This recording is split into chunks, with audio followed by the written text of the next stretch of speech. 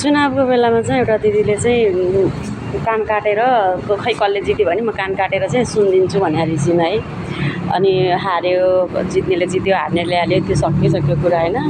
त्यसपछि मैले हेरिरहेको छु कि कसैले फोन गरेका छन्, ऊ भनेको उसले हो होइन, उसको परिवारलाई तनाव दिएका छन्, उसको बुढालाई फोन गरेका छन्। यतिसम्म चाहिँ नगरा हो कि अझै लेडिजहरू बेसी।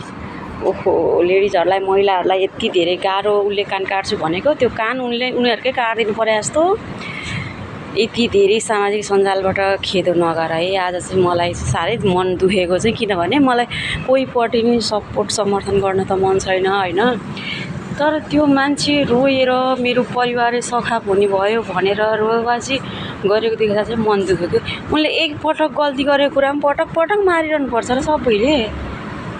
अति नै नगर्नु कि अति नै यार। यो सामाजिक सञ्जालमा भाइरल हुन मन लाग्छ भने बरु अर्थकै गर्नु, यताउता गर्नु, मान्छेलाई एकचोटि बोलेको गल्ती बोल्यो भनेर त्यसलाई पटक पटक सजाय दिने, पटक पटक उसको परिवारलाई नै बाँच्न गाह्रो बनाउने होइन नि त। उसको श्रीमानलाई फोन गर्छु भनेको छ, कहिले कहिले उसैलाई फोन गर्छु भनेको छ, कहिले मुख साडेको छ, केटाकेटी बराबर त्यस्तो पनि हुन्छ। उनी पनि त एउटा कसैको छोरी हुन्, कसैको आमा हुन्, कसैको श्रीमती हुन्, तपाईँहरू जस्तै होइन र।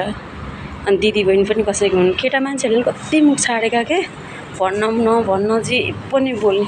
यतिसम्म चाहिँ नगिर्नु के कसैले।